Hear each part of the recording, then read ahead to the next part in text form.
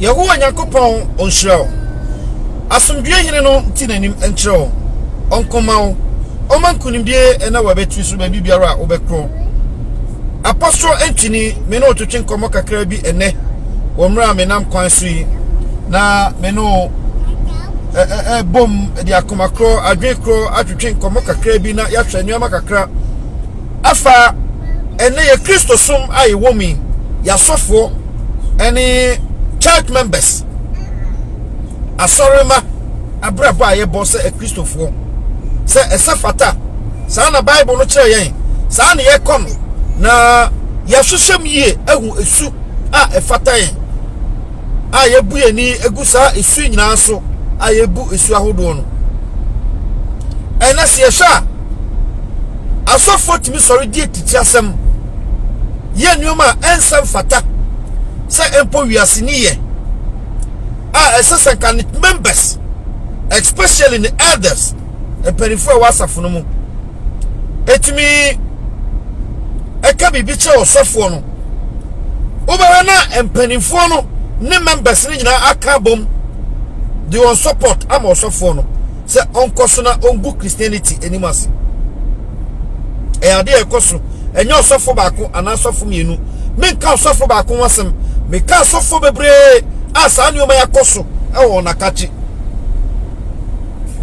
tio minima sofo a edisem hunu ye tra Ghana ema osofo go bowura radio station go bo presenters ko disem hunu ye chene na ne members ta na chisu ye njai no e bi na happy nansi church members ye njai no munti asem ni o munti ni ye pa se yade awu ani na wo aso a saa ne omai kasa kyerɛw se Christianity na wo ho no ya sansu afremu ama na bruso tio ya sansu afra Christianity enemem ene emaimu e Christopher ayi wasase so ya sansu afra Christosum no mododo ama na bruso nti ama ne omai tantan ati ase ena Christopher bo wombra tantan si wiasefo asofo no kra de yenka enioma wiasefo nya no eno na asofo no ye abrabo wiasefo muo akonfo muo eno na asofo buo tieni e pa se Galatians 5:22 omayen esu ahodo a esefata ose honhom no abane odo enijie asumdie abojo charie ayamie papaye jidie oduo ne enidaho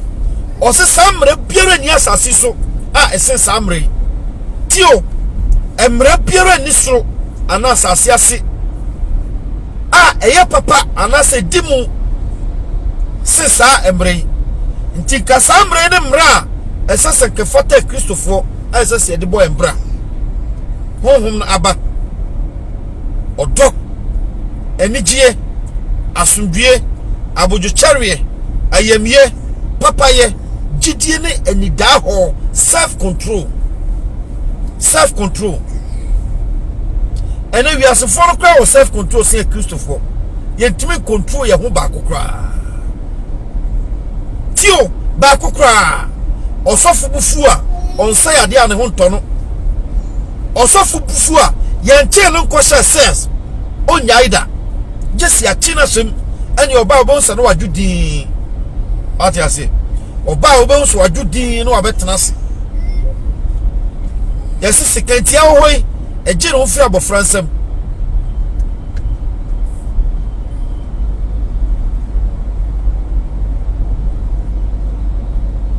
ebia mra ne yetu futie ya kasani o menyina nkoba ati ase ene yetu Christopher ye bokoko enya me nko asem pakafo ahodo bebre e wo montene ntwaso e tie mo no pa wiane anwumre se mo nsacha na osoro ahini na ben onipa fa nya hwi onipa papa tie biem meba amo onyankopon osha bebre sister Rita Abuaju wa onyankopon onya okesi tio abrabo tantan abrabo fi abrabo fu eno na Christopher yebu enu man sem fata eno na Christopher ye what you say say adia yetime kan chosem no na yeti chosem na si enka kosia da sori kono kra nse da hia tithe and offering nse da hia ti asem ne pa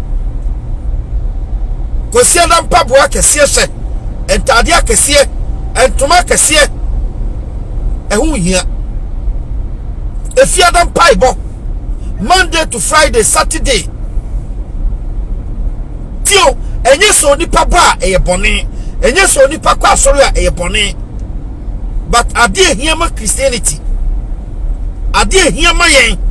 ai sasa nkieti na e body hwehwe ene nioma meka yi e Galatians 5:22 tio so o kai ko down no a o se mra biere ni ho a ese sa mre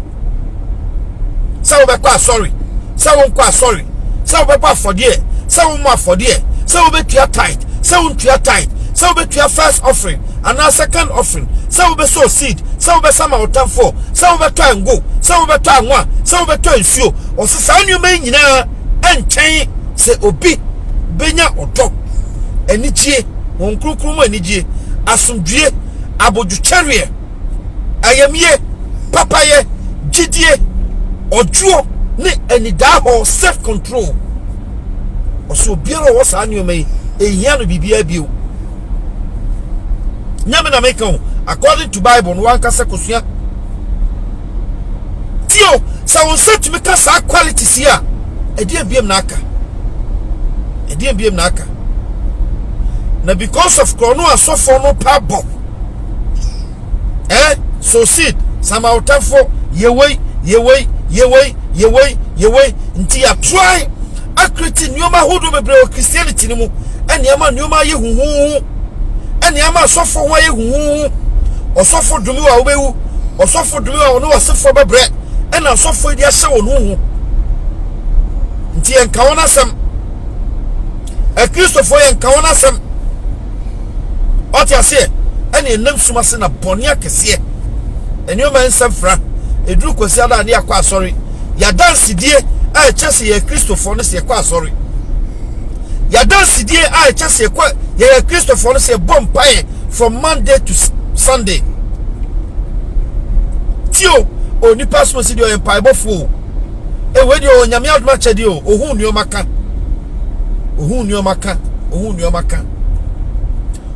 maka nchesa wo ye osofo ana wo ye Kristo ni dabi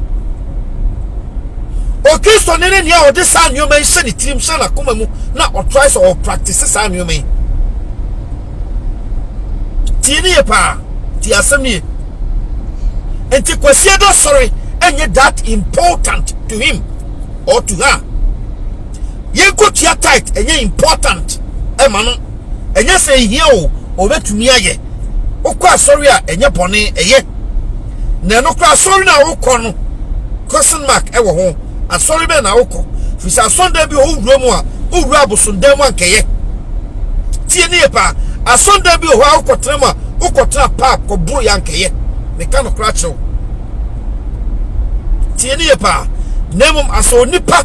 a waba asasi so a ya chim wa wo enioma sese wuti na wo bori na wo presa wo be hwehwe e wa asasi so Galatians 5:22 ekro o se honhom no aba any Sunday sorry call sano kano out any tithe and offering out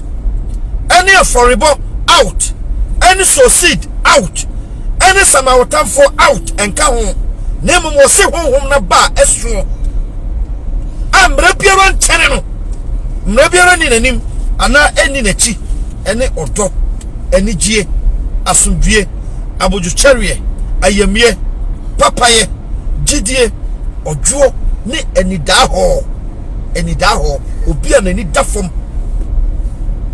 na ohya ne ho suye owo self control o control no ane ho free nyoma ensem fremu ti asem ni o se sa nipa enka no hwe saa onipa according to kan ko down o se mra biara ni ho a ekyene we nti obiara o ye saa nneoma yi bibiara ni ho a ekyene ni su ana ne ban nyankopon ni so saa onipa yi na onyankopon dɔ no na onyankopon kora no na ɔbɔ ne ho ban na otutu na nam osidi a eye na onyankopon se na tamfo ni wo awiane anopa anajo da suomu tie ne ye pa ti mame asase so e bayi se o pre ape papa bia ma okra se o pre ape asumdua ma okra se o pre ape ahoto ama okra mame ti sa nuomei na no ne hia emo bia na da wo according to Paul o say emo bia na da wo ama hweni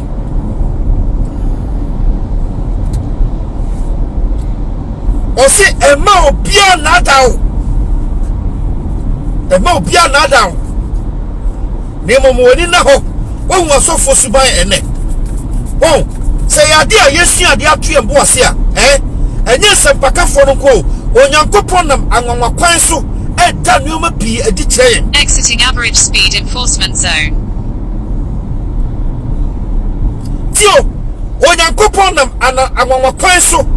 eda nuoma pi edi kyerɛ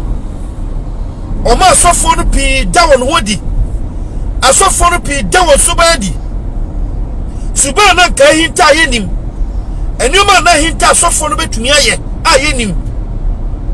a pretend be jere yenim kansam de kansam hugo treyen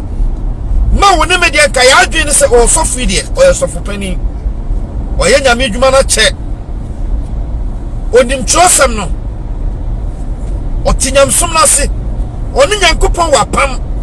nyankopon kasa kire no o se nkom ebam o trene sa empathy na so rugira oboa tie ne pa o nyankopon na manwanwa kwan so da nuoma pi edi akyerɛ am yehu sɛ asofo na ye na yesie so ye wo no empataku adufu pafo o ya akrofo sifo o ya wudifo amamoefo atimodefo oni do apamseyefo wona wodwiri mragu wona wotire papa na odo bone wona wotire akwan a etene na odo akontonti a ekwan akwan atiatia eso no namfa bio Babylon kwan so no wama ne akofa openfa so a entene ompedia ewa katua nemum dia enya katua pa eno na sa sofo epre anopa awiane anadwope nti ode ekwa hugudie mu ode ekwa atrusem mu oka wontiri masam kyeye obo wonsire mu ka wonsire mu nsam kyeye ena sofo ya dan politicians asofo na ne omoye campaign ma parties nti na eba bedu abato so a wo se na candidate in nanam church to church asofo iso ye kwa ko pay vote what you say asofo na djuma ye no na ye jai church members no ye ba ne abekanse huhu atre church members no ye ni nuoma papa bia ma won na church members nam na abrabofuru abrabokankan abrabotantan ene yebo ya adwan se ye nyame ye wonyame ena adwembone adokuru yen e wonyame fie ye tumi nya de papa enuoma bone nko a ena na Christopher ye nti na wura kura ye se Christianity e kura we de aha ye Christian country aha ye Christian ya hwo na brabo nemom omai biara a etisa nuoma yi Galatians 5:22 omai biara etisa quality si na ye try se mum enforce quality si nya adwuma no ukokuro no ma ya hwe omai na brabo e simple onyame amowiase ama Christopher obowiase e no de onipa tenemu tie ni ye pa obowiase e no de onipa tenemu Christianity by after Christ wuachi Christ na akra ba asase no onye Kristo ni Jesus Christ na onye Christian Christianity by after Jesus Christ echi a Christopher bi abrabo okoboy e wo Antioch and a cofa side edin no by. Yenti ni,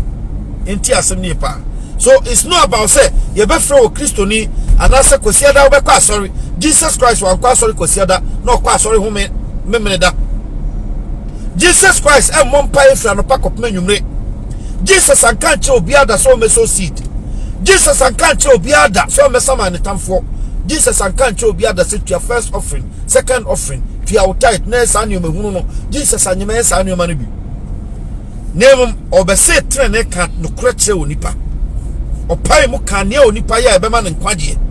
ne onipa ya ebetuma ma na tumpon wa abrabo mu ne onipa ya ebetuma so onyankopon ni nyansa no de breye wamfa bibia nka ho nyansa e no de mai enti anuoma sese ka asofo no de ofa ye nene e nyansa bibia nka ho ati ase bibia nka ho na nka unya nyansa no sa na nso de nyansa no bo bra na anuoma koye ma na ukobuo nyame adwuma nya bone efiriwa wakoma mu according to Paul wa wakoma mu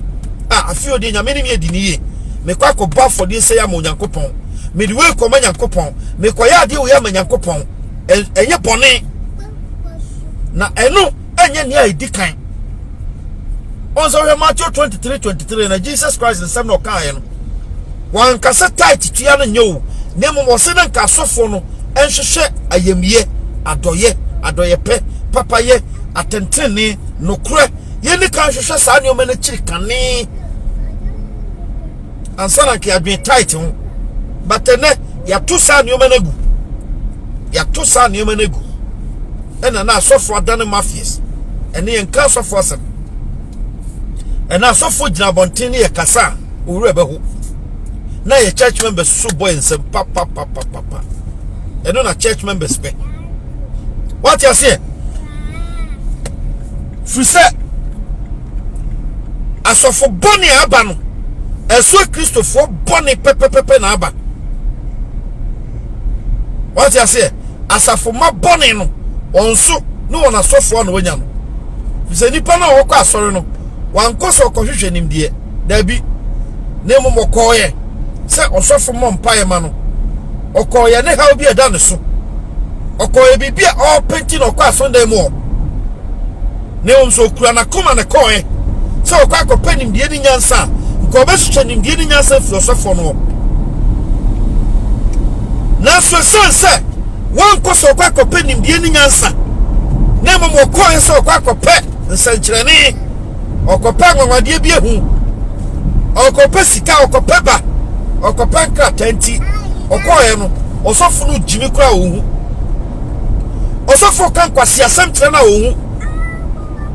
osofo di nyoma hunu sa na adwene ma ohu osofo no manipulate na ohu fi so de how ne koye wan koso okopɛ nimdie ni nyansa wan koso okopɛ nyankopɔn ma ne papiara ne mo koye sa watese yeso osofo no onsuo bia onum bia oyare ekọ onum bia wadwuma tumpon onum bia onioma kwaso osofo no sticker bia auto bi the ball ka ho a oye taxi driver wadwuma be kwaso from o driver accident pro nya bida o ti ase osofo no ono no wakwakoto 4x4 mu ye bi ase no dafam this benya accident and what from to twa no hia and no the road accident inti now wa ma wo sticker safa ko ball car na wo nya accident then no fa sticker no bi emo we pragia ho no ntem muti asem ni common sense nyamesom na me kan say nyamesom enye jimi e ma practice jimi na mo me practice nyansa nimdie tie ni pa odo akomapa adwempa ni abrabopa adenka Christianity sasa de maye no nanso ene Kristo soma dan krofo bebre jimifo si wiase nipa bia ene wo pa jimifo pa krofo agini enim nyansa o ma tinkisa moa uko asonda me ho na be wo safo no wa ho sofu kwasi asema wo di kirewi hwade asofo no de yew oti wo asam nan edo sa so dem from 12 no wonim so ojimi wo wadan wo jimifo uti ni fie wadwene nya adwuma say ade a wa adwene adwuma ka obetumi say baby a meti nya ma me sori free a baby a meti nya ma me sori free a nanso sense wan ka say utie wuo na wa adwene say na nyansa bia ni utim na won papa bia hu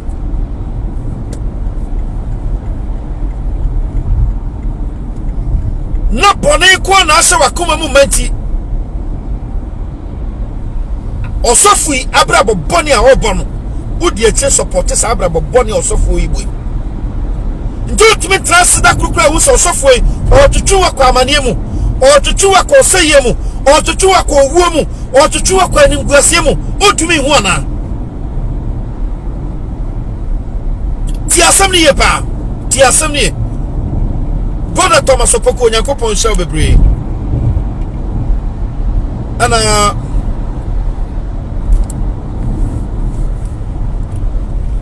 adofo amabaso nyina Nyankopon show bibia Nyankopon on show bibia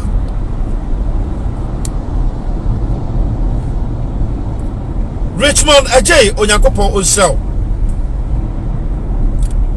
yenti asem ni ye pa yenti asem ni ene ya go Kristo sum ni mase ya ma Kristo sum aye time because yem fanya sanko Nyankopon fie problem aye facing now ene se nipa mako Nyankopon fie edi etire adwene bi anim etira emuye empty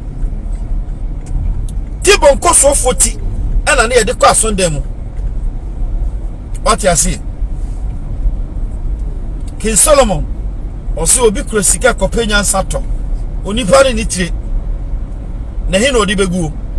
otiase ntu kwa Sunday mu na unitire a ukwa there is no way a obetimanya bibi papa bi afi Sunday mu fi se wo kwa no kra wakoma bone na eko adwenfi adwen kankan na ade ko wakoma prim nti na otimi tena osofu we na ase uye ni papa adwen papa wo otima utimi tena osofu we na ase da what you say? Ubenet me tra osofu enase. Edu kwesi da wakwa Sunday mu a osofu nkanya nsani nimbia nchew. Enioma betumi ama wa bra bo atene. Enioma betumi ama wa dinso onipa. Enioma betumi ama wa bo obra so onipa. Osofu no kan chew. Mafia sem. Enioma huru ekrono niema basa. Eno na osofu no chew wa Sunday mu. Na church members boy nsem na wa hwa sa church member adwini bi da ni trim wey ebetime papa bi ni yesimuso sa akwapem se mo beja nsemu na mudie mu mesi ebeka akwapem se church sna hwa ade hamini odi wa kasa fa pen to fam necessary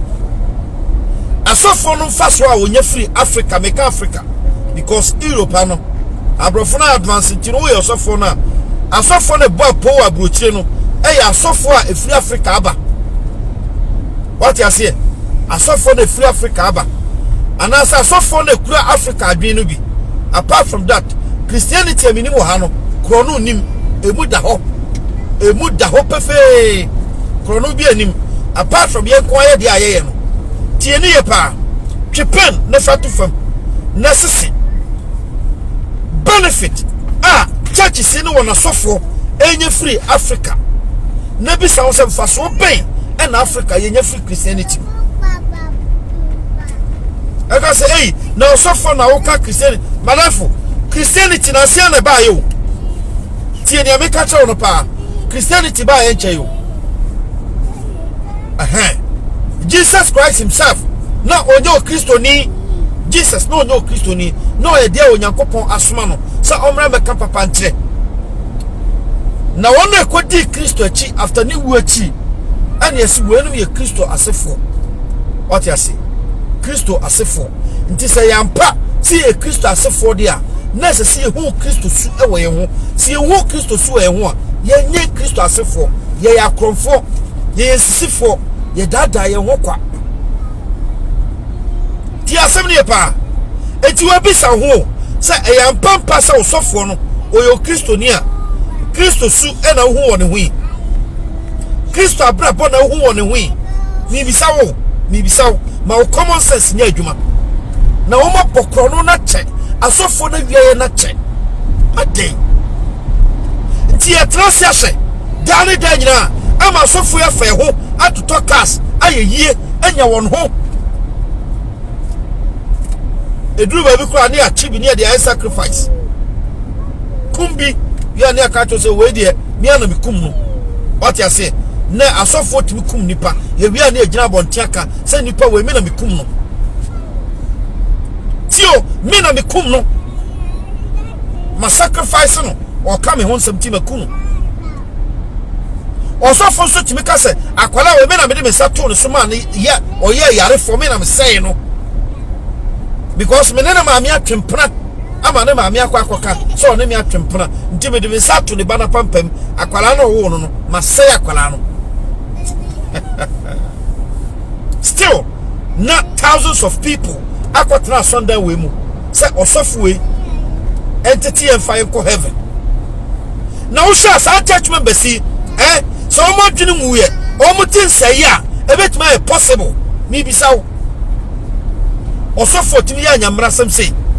timi di boni sei say akwada ya wo na wonim hwe me de me sato na pampam ma dome akwala no me de yare ato no so ma say akwala no osofo timi ka say nipa wo ye wu ye no me na me ku no me de na ekokobo mo waka no mo hwensua enye sa say de wu ye no sa na mo so be wuo na church members boy ensem papa onyare utinya wo ya enye dam na aba utiri mu a enye dam na aba utiri mu a ebe den na de wo yetumi aye ho se obroni fita abatra wa sondem na waka che se wokum nipa wosofo no wo na wakum obi na se ne oye ya wokum no se obi kura ye bia obese kum bia ka ho na dru kosia na no sorry na wabetra sondem wo na wa friend so wo san be sama ne tamfo na wa tam sika na odi abro na waji ne wakodi mesisa nneoma we eye nneoma se wantumi amfa hu se Christianity na Africa ye ne asiase asum nyame no eye atro a unko wanim da e wonyankopon fam ubetari fa ube oba fansa e wo Kristosom mu unya ni fie wonyame mu da ti asem ne pa ti asem ne nemo moment a ube hu se Galatians 5:22 eno ne ade ese so nipa de na koma ne ne kra ni mu ade nyina chini ko hwehwe enti wonso be sinkete se wo china kwa hwehwe bi no ma me forget papa forget what you say wonu ane ne ti asase so watu ani asi no so den atan no atan ni fia ye moa still so ye Kristo ni 1 John chapter number 4 verse 20 also because of Yakopon no tiny nua o your trufo na Yakopon do ni mu o your trufo sa no ka no nti first ese ka okra hu so sofo no your trufo what you say o sofo no ese ka hu so sofo no o ye bandi on ka no kre o ye wudi ni kontomponi da brabani ti asem ne pa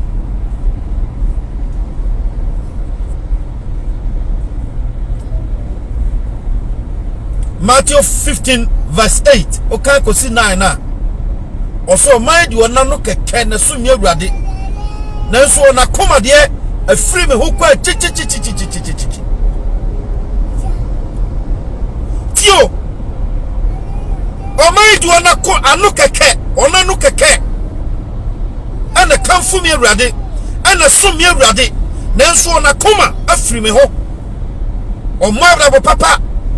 onye nneoma safata onye nneoma mi awurade me pe enneoma ye mani so tan enneoma mi chire eno na oye kire me so it's about your attitude and you're going to church and also be pay tithe and offering that be wa braba o character eno na kire se wa koma do Nyankopon nti sofo na brabo ena so wo sa me sofo yi oje Onyankopon nim ana onye Onyankopon nim oye dia Onyankopon pe ana onye dia Onyankopon pe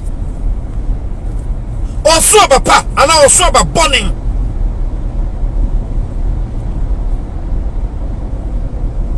na sesenka uhu what you say Matthew 15:8-9 say ade a wakai pen na wate asem ewo ho na onim ne ehye ho a esenka wu na uhu papa na so sofo no jimi a won say am sofo ni oyedi odi nsemu no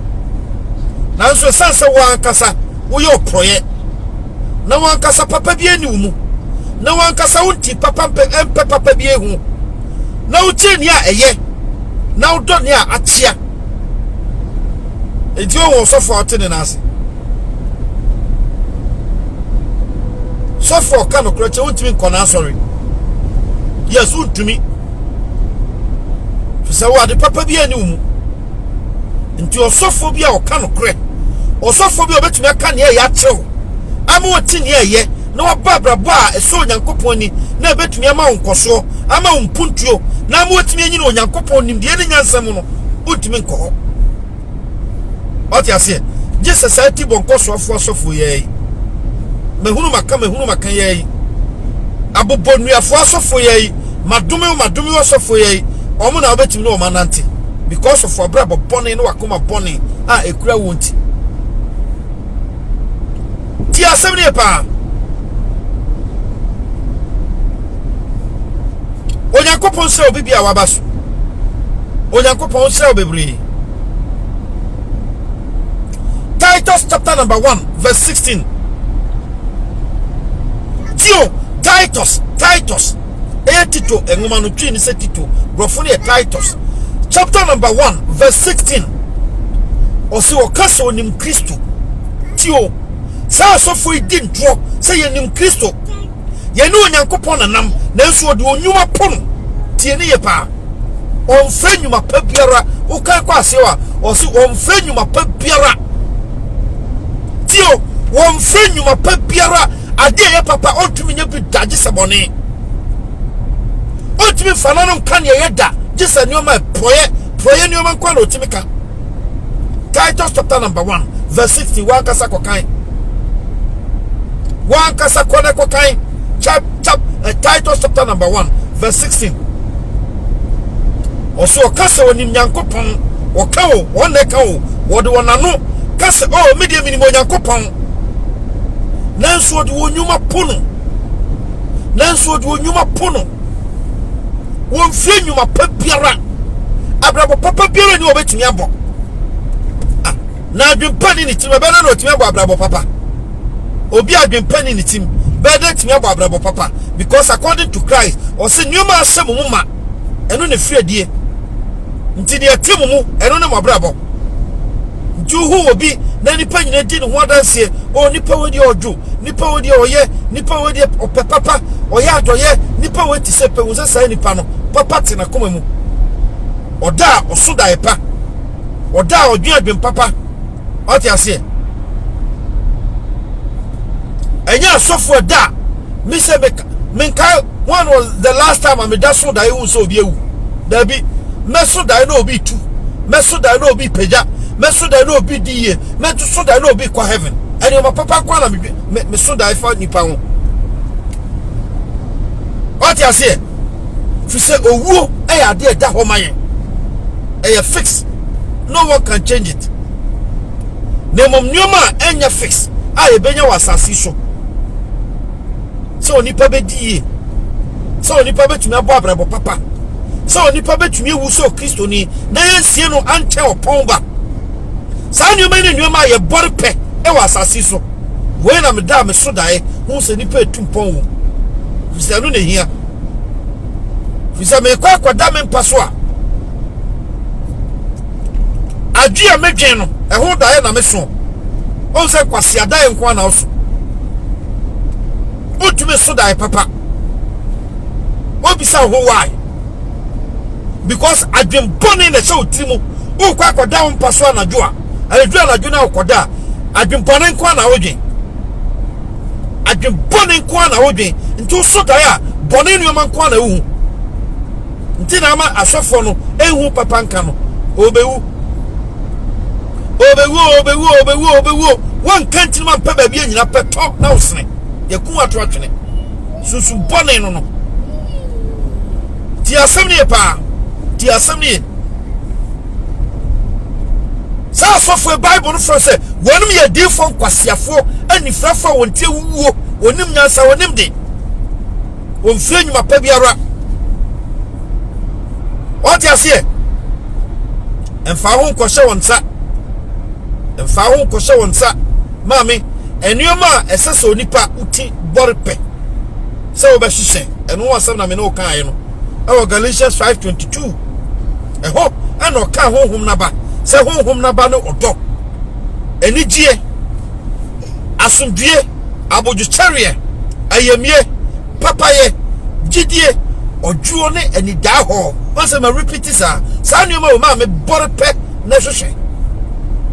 se obepre se sa quality si mmami mu medo nipa a onyankopon abono medo abode bia onyankopon abono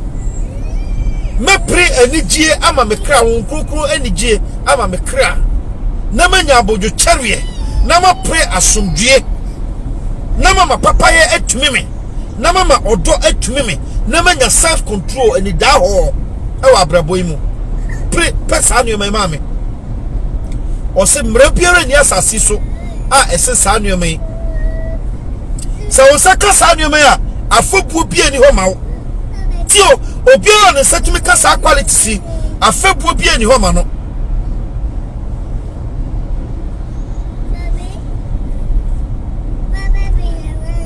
tio onipa opre hwehwe sa anu me judgment bia ni ho ma no onyankopɔ bu ne bem dada se opre hwehwe nyansa na ne sakae what you say until according to Christ or say ensiano won na ten ne hokom ne sukom de won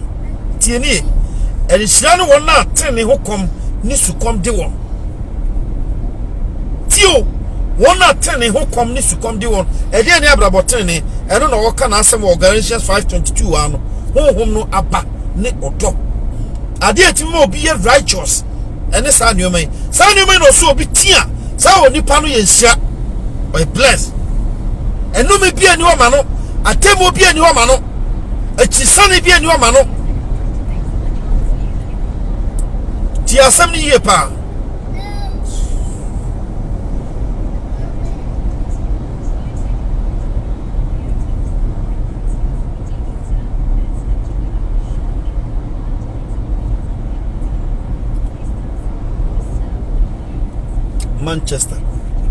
Manchester ni on enche bedu sisia onyankopon show bebre onti nanim chew oma na adum musumaw ti asem ni pa mesiko na kosua Galatians 5:22 kai hona kai ni biem o kai sia sai kai ni biem na sai kai ni biem na se onyankopon wom se me pentiase wo sansemi mu na sha se o pre ahwehwe sansemi mame onyankopon ma wo sensi fam da onyankopon o ma wo sensi fam da obiara ne saka sansemi na mom se wan pre ahwehwe enya sa ensemi e wo brabom tie ni ye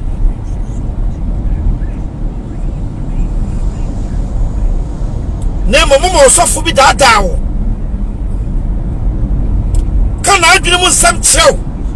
kana ye onim kyerɛw de daadaa wa kuma na daa ne de nyina ono de ne dia ne so ogi firi ho what you say sekruwa no ma wo so no ma embu mfaso to obodo ku suani na da ache nsabeka ufitutu obodo no ene mi bisaw osofo no saka na bodo aka wo still osaka wa bodo watu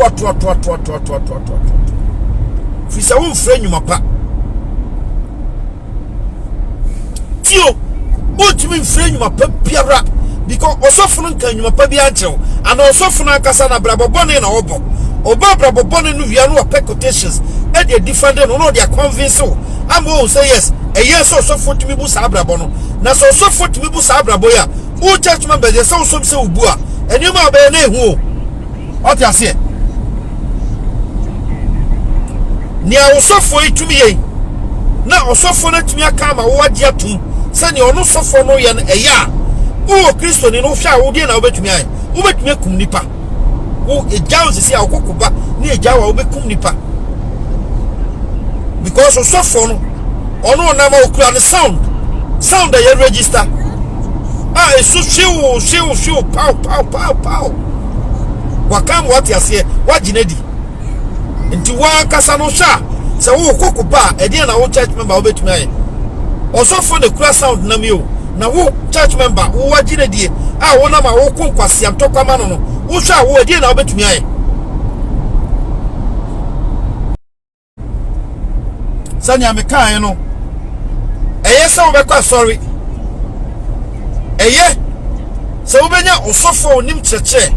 onim nyame asem a wo betumi ama obie ebebo eye eboa brabo eboa bibia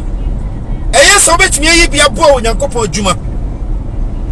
sanso na ye se wo betumi ayi bia boa ne a wo betumi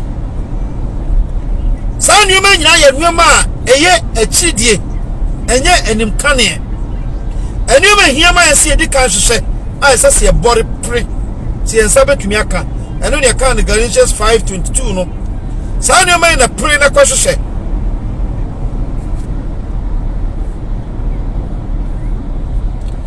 san nyuma na dani de nyina pre na fa wakoma wadwen no kra nyina di akire na yehu onyankopon ma wani mugu aseda onyankopon ma woni nkugu wa brabo mu da weye akwentwa de o weye nam kwanso onyankopon ya doma Saturday ye be sheda atnase enkomo ahodo pi wo ho ye be sheda atnase Saturday coming e ma ne mfa uti so e ma ne mfa ukọ ho nkọ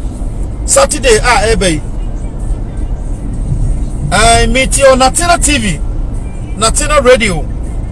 You didn't come out hold on abeba.